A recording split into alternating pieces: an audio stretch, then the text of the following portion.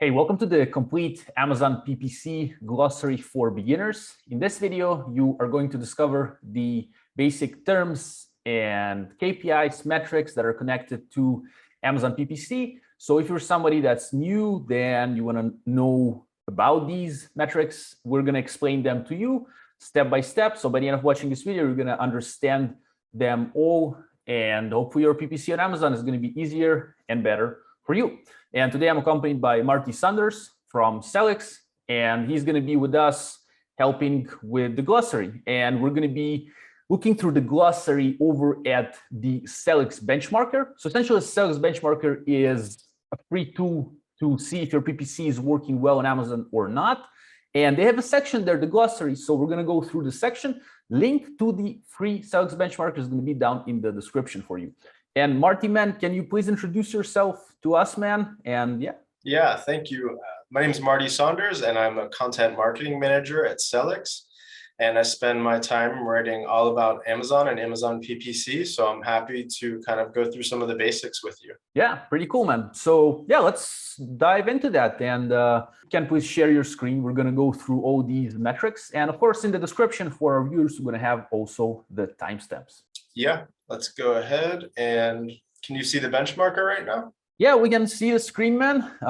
There we are. I'll just remind people that also have another video about the benchmarker itself, because people might be like, whoa, so many numbers here, what's going on? In the description and up here in the card, I'm going to have that video for you, which explains to you how to use the benchmarker, and it can really help you to understand how well you're doing with your PPC on Amazon. But anyway, the glossary, Marty, that's over there on the right. Right? Yeah, exactly. So one of the coolest aspects about the benchmarker is this toolbar right here on the side where you have videos, guides. And if you scroll down right here, you can see there's a glossary. And this is a great place to look up any terms you're uncertain about that you see in the benchmarker, or if you just want to learn a little bit more about the KPIs for PPC advertising. Yeah, pretty cool. And so should we just start at the top with advertising cost of sales? Yeah, let's start from the top to bottom. And again, for the viewers, if you're interested in something specific, you can just check out the description, click on the right timestamp, and it will take you to the part of the video where you can hear about it. But let's start from the ACOS, the popular ACOS. Yeah, so ACOS is one of the most common definitions that you'll see related to PPC advertising. And that's because it is a great way to measure the performance of your ads and whether or not they are acting as efficiently as they could. So the ACOS definition is the percentage of ad-generated revenue that is spent on advertising. So basically, that means for each dollar in ad sales that you make, how much did you spend to earn that dollar? So for example, let's say I have $1 in ad sales and I spent 25 cents to earn that dollar. That means that my ACOS would be 25%. So basically, why is it important? Because it will tell you how efficient your campaigns are. And how do you know whether or not they're efficient? This is why we have the benchmarker, so that you can look at other sellers that are selling in your marketplace and category and see what the median ACOS is for your marketplace and category. Pretty cool, man. So our goal is to lower down the ACOS, obviously, right? Because that means we spend less to acquire the same amount in revenue, right? Yeah, generally speaking, exactly. So generally speaking, whenever you want to make your ads profitable, you have a target ACOS that you're trying to reach. And if your ACOS is above that target ACOS, then you try to lower it down. Because basically, the lower your ACOS, the more profitable your ads are. Yeah, but although sometimes when we, for example, launch a product and we still, for example, don't have many reviews or even 0 reviews, then our ACOS probably is going to be high, right? And yeah, exactly. So when you're first starting your ad campaigns, you oftentimes need your ads to get traction. And then that's a situation in which people will make more significant investments in advertising. And they'll be happy with a higher ACOS, right? Because they're just trying to maximize sales. They're trying to get as many sales as possible to kind of build up their quality score and to get their ads appearing, on Amazon. And that's a situation in which you would probably want to have a higher target ACOS. Yep, pretty cool, man. So I guess that explains the ACOS. And then we have the ad spend, which is the next metric. Yeah, so ad spend is just simply the amount that you spend on your advertising. So in the example where you have $1 of ad revenue, and 25 cents of ad costs. The ad spend would be the 25 cents. Yep, pretty clear. Yeah. Yeah. And then so next here we have average order value. Right. And that's just the average revenue per order. And so you can calculate that by dividing your total ad revenue by the number of orders. And then ad sales, again, this is just in the example with 25 cents and $1. This is the $1. It's the total revenue that you make through your ads. Mm-hmm. And then ASINs, this is something that you see a lot. ASIN stands for Amazon Standard Identification Number. Mm-hmm. And that is a number that's assigned to each unique product that sells on Amazon. Yeah, you can check the ASIN usually either in the kind of the search bar on Amazon. You can see the number, or in the description of the product on the page of Amazon. You have the ASIN there as well. Yeah, definitely. Yeah. And then so next we have ad groups. And so this is the total number of ad groups that with at least one impression in your campaign. So whenever you go and set up your campaigns, you can choose to set up different ad groups within that campaign. Next KPI, ad groups per campaign. So this is just the average number of ad groups per campaign, like I said. And then lastly, in the A section, we have ASINs per ad group. So this is the average number of unique advertised ASINs per ad group. And so basically this just means the number of products that you're advertising per ad group. And again, for beginners, we would normally recommend with one ASIN per ad group. And this is just to keep things simple so that you don't have different ASINs with different profit margins and different keywords mixed in together, because then it will make it difficult to interpret the performance of your ad campaign. Right. Marty, can you scroll it a little bit up? Sure. Just to see if I understood you right. So we have the last three, which is ad groups and campaign. So you have one campaign. Inside of it, we have the ad groups. And then the ad groups have inside them the ASINs. All right. That's how it goes, right? That's the hierarchy of these things. Because it can get complicated.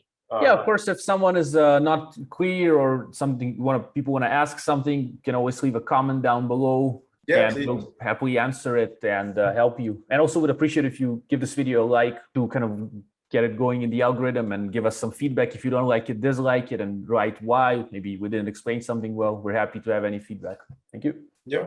The next one is CTR, right? Click-through rate, that is. Yeah, so CTR is the abbreviation that you'll see in the benchmarker tool, and we use that for click-through rate. So basically, the click-through rate is the percentage of people who clicked on your ad out of everyone who saw it.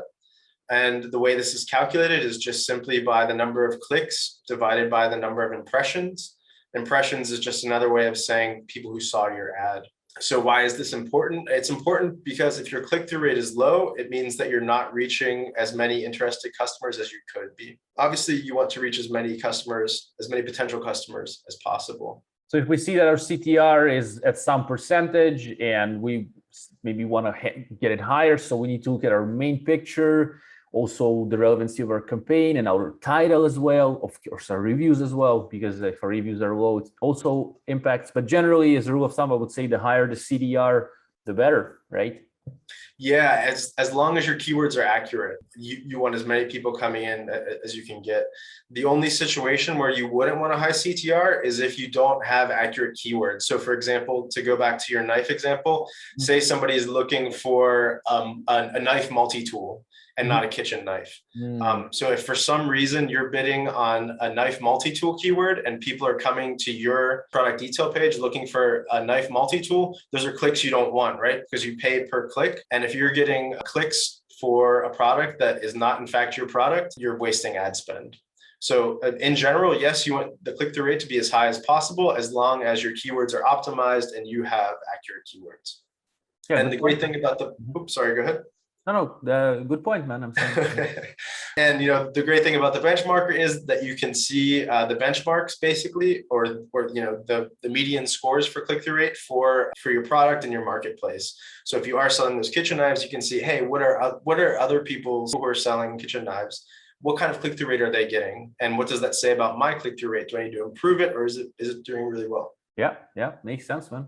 Which is the next actually parameter, the clicks, the total number of clicks on the ad. Yeah, exactly. So clicks, just the number of people who click on your ad. And so click-through rate is just a simple division mathematical equation, and it's just clicks divided by impressions. So 100 impressions 10 clicks, 10% click-through rate, pretty much. Yes, Right? exactly. Okay, right. Yeah, yeah. So, and Yeah, the I next know. I one, mean, yeah. sorry, go ahead. No, I was just saying, like the next one, which also brings us to what we previously said, is we got to have good conversion rate, right? That means how many people from those who clicked are actually buying. All right. So then if we have high click-through rate and the conversion rate is low, CVR, which is the next one, then we're doing something wrong. We're bidding probably maybe in wrong places, or maybe our listing is not converting. Maybe our pictures are not good, or copy is not good enough. We are not, our reviews are not good enough. So conversion rate. Yeah. What? Yeah, I mean, you definitely just hit on a bunch of the main things that influence conversion rate. But I mean, so conversion rate is just the percentage of people who made a purchase out of everyone who clicked on your ad. And this is just calculated again as orders divided by the number of clicks. So basically, I guess I kind of want to step back for 1 second and say, like, I know that there's like a lot of abbreviations and stuff like that with these KPIs, but really once you break it down, like the mathematics aren't that complicated, And so for anybody out there who's kind of like, oh, CTR, CVR, CPC, like I can't keep all this straight. Really, once you look into it, it's not that difficult. I think anybody can really do it who's willing to just, put the time in. But anyway, so yeah, conversion rate is just the number of orders over the number of clicks. And why is it important? If you have a low conversion rate, that means that you're missing potential customers, you're missing sales, and you're losing customers. And obviously you're on Amazon to sell and to, make some money for yourself and your family. And you want to get that CVR as high as possible. And Vova, as you had mentioned, some of the most important factors influencing CVR are the persuasiveness of your offer and the persuasiveness of your product detail page. So do you have a good image? Is your copy good?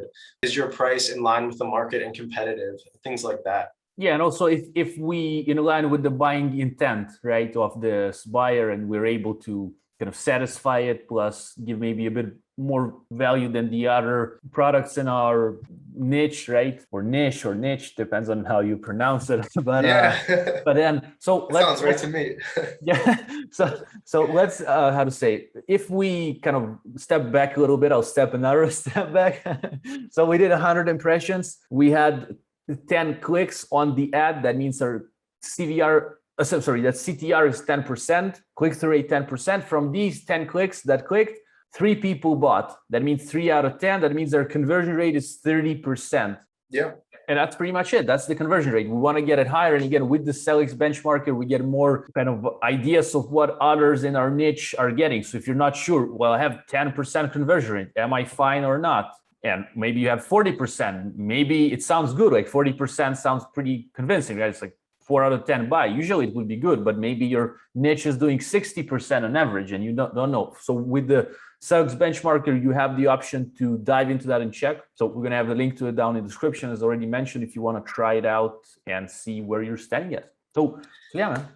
Yeah, I mean, and exactly. So, I mean, I think that's one of the most powerful things about the benchmarker is that you can see. So say you're selling those kitchen lamps, right? You can look and see, okay, so what's the CVR for somebody else who's selling similar knives to me? So you can really have a good sense for how competitive you are with the other sellers in your marketplace and category.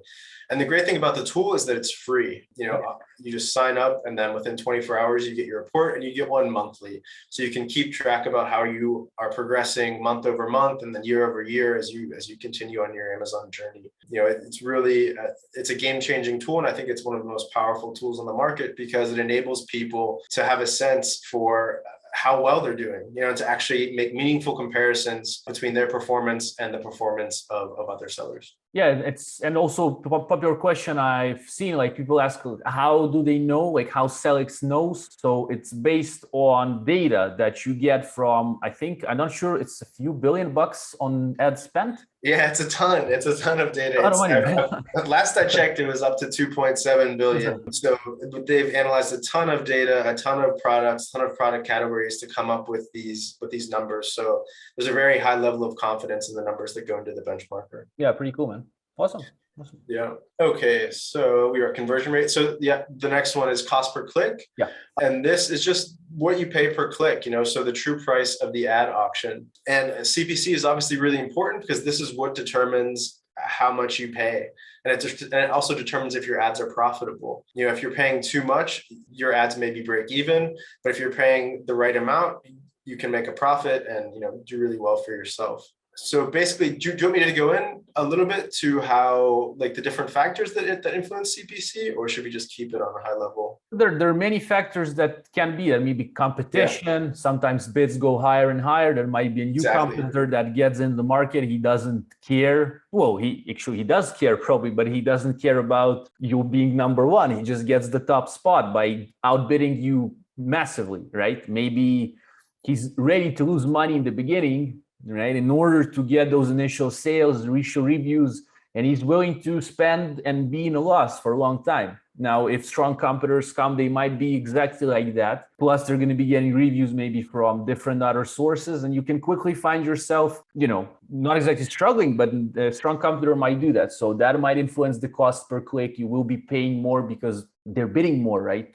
Generally, more people come, they bid more, it goes up. He comes, then another comes, then suddenly we're bidding $1 per keyword. And with all the competition that gets in, it's already after a year, $1.50, for example. Yeah. Kind definitely. Of one of the things, right? And so, cost per click. Yeah, and that's why it's really important to have good numbers to compare your CPC to, so whether or not your bids are competitive, or if you're overpaying. It's really difficult to know if you only know what you're paying and you don't know what other advertisers are paying. Pretty cool, man. So after CPC, we have campaigns. So again, this is just when you look at the benchmarker, you'll see the number of campaigns. This is just the total number of your PPC campaigns that have at least one impression. Mm-hmm. The category benchmarks. So this is the average metric distribution in your product subcategory. So we actually use the mathematical median for our benchmarks. And this is how you can tell, so for example, if your CPC is above the benchmark, that you're paying more than the median seller, which means it may be too high. Yeah. And if it's below, you may want to consider bringing it up because your bid may not be competitive in the marketplace. So again, once you run, this is a specific metric that's only for the benchmarker. It's not a metric people have inside Amazon or something. This is in the benchmarker. When you run your test through the benchmarker, which usually takes up to 24 hours. I think I got it faster even, but I guess it depends on the volume of the account. Maybe there's a huge account, it will take more, right? But this is a metric that you get inside the benchmarker, and it shows you where are you standing pretty much, right?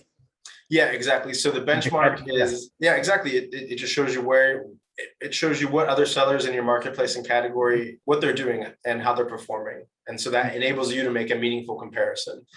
Because a lot of advertisers, they start advertising and they're looking at their numbers and they're kind of saying, okay, well, I know if this is better or worse than what I was doing before, but you're still kind of looking at it in a box, right? You're only looking at your own performance when really you're a competitor in a marketplace. And that's why the benchmarker is so powerful, is because it gives you insight into the marketplace. Yeah, pretty cool, man. And so next we have impressions. Impressions, again, like I had mentioned earlier, this is just the total number of people who see your ad. Yeah, that pretty much makes sense, right? People scroll through Amazon and they see your ad. It says, ad, and it's sponsored. And they see it, that counts as an impression. They don't need to click. If they click, that's a click. That's already another metric, but impressions, just people seeing your product advertised. All right. Yes. Yeah, that's correct. Yeah. And then keywords? Yeah. So keywords, this is just the total unique target keywords. So what you're bidding on, and they're the total number of keywords with at least one impression across your PPC account. And if you use more than one match type, it counts as one. There are different match types. There are broad, phrase, and exact, but this is kind of a more complex topic that probably isn't appropriate for this video. But all you really need to know is the keywords are the total unique keywords that have at least one impression across your account. So for example, if we had a kitchen knife we're talking about, one of our keywords that we use for the PPC with kitchen knife, stainless steel, and that's a unique keyword. That's right. Yeah. And yeah, exactly. Right. And then, so next up is keywords per ad group. And so basically this is just the number of keywords that you have per ad group. Basically what we recommend is that you have somewhere between 5 and 20 keywords per ad group. If you have less than 5 keywords, you could potentially be missing customers, right? Because so say you're selling your kitchen knives and they're stainless steel kitchen knives. You want to make sure that you have all of the accurate descriptive terms that describe your knives. And if you have less than 5 keywords, there's a chance that you don't have all of the keywords that you need to accurately describe the product and allow people on Amazon who are searching for similar to yours to find it. So we recommend at least 5 keywords and somewhere between 5 and 20. So any more than 20, there's a chance that you're probably bidding on keywords that are not unique to your product. I understand. All right. So for example, if that's, let's say, that kitchen knife again, and we want to concentrate and check out and see, like, create a group of something connected to stainless steel. So maybe kitchen knife, stainless steel, and then all around this cluster of keywords, right? If that's what you mean. And then we can check if actually everything that is connected to kitchen knife, stainless steel actually performs for us in that group, right? Yeah, exactly. Kind of Yeah. Exactly. So you just want to make sure that they're keywords that accurately describe your product and that match the searcher intent. So you basically have to put yourself in the shoes of somebody who would be shopping for your product or a similar product and think, okay, what are some of the different things that describe my product that can help people find it? And those are keywords that you definitely want to bid on. Gotcha, man. Pretty cool. Then we have orders and conversions. Yeah, orders. So orders is just the number of conversions. Again, this is just the number of times that your product has been purchased as a result of your ads. Yeah, pretty much makes sense, right? The amount of sales you get, or actually the orders you get. Yes. Yeah. And then next is the performance funnel. And this is referring to this part over here in the benchmarker. And the performance funnel shows your total performance KPIs and how they compare to one another. And what's really cool is you can see it all in one place, So you can see your impressions, you can see your clicks, and then what the click-through rate was. You can see your clicks and your orders, and then the conversion rate. You can see your cost per click and the average order value, and then how that, translates into ACOS. And it's awesome because, normally you're looking at all of these different metrics in a report and you're trying to piece it together in your mind. And here it's just streamlined and visually represented in a very accessible and easy to interpret way. So again, one of the big selling points for the benchmarker is just is the performance funnel and the ease with which you can identify problem areas or areas in which you're doing really well. Yeah. So for those who are not too sure, like, again, I mentioned in the beginning of the video, how to read the performance funnel. There is a video of me doing it alone, but also another video on the channel with Thomas Ruppel from Sellics, from your company, where he's much more advanced in this than me, and he explained all these things in detail. So in the description and here in the card, we're going to have that video, and down in the description, so you can go check out that video as well. To those who are viewing, it can be really helpful to understand generally PPC better, but also the benchmarker. Yeah, exactly. And Thomas is kind of the mastermind behind the benchmarker. So it's really insightful to hear him speak about it. So I definitely recommend checking that out. And like you said, that video goes way more in depth into the performance funnel. And I think you also have other videos about the different sections about the benchmarker and how to read them and stuff like that. So yeah, those are great resources. And then sorry, go ahead. The last one is the return investment, right? Yeah, so the return on the investment is basically just another way of saying ACOS, right? So for what you spent, what did you get in return, right? So to go back to our original example where you have $1 in ad sales and you spent 25 cents to get it. So that's your return on investment. Is I spent 25 cents and I got $1 in return. All right. Yeah.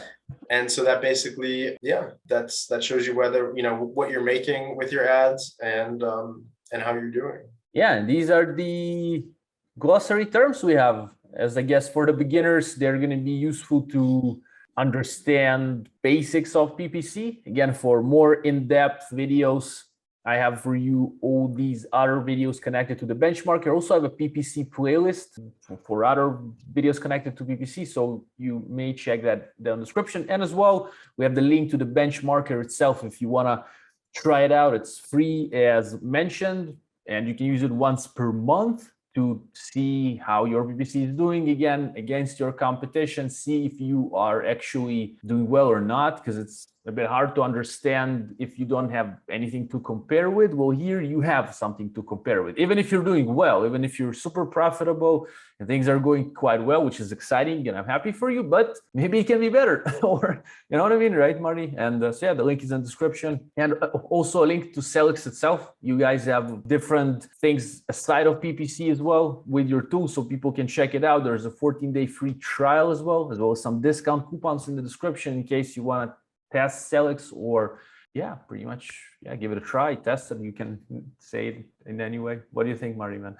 Yeah, I mean, there's nothing to lose. Definitely check it out with the benchmarker. It's free. And then also check out the tool. It's one of the most powerful tools on the market. So yeah, highly recommend it. Pretty cool. And here on the screen, we're going to have the end screen. This kind of thing appears on YouTube, and people can click on 2 videos I leave here. One video with Thomas Ruppel about the benchmarker to kind of see how it works, and another video of mine alone going through the benchmarker. Actually, better check out the one with Thomas. It's Ian, he's the mastermind behind it. So yeah, Marty, thank you for today, bro. It was fun, man. Yeah, thank you so much for having me. I enjoyed going through it with you, and yeah, I'll see you next time. Thank you, man.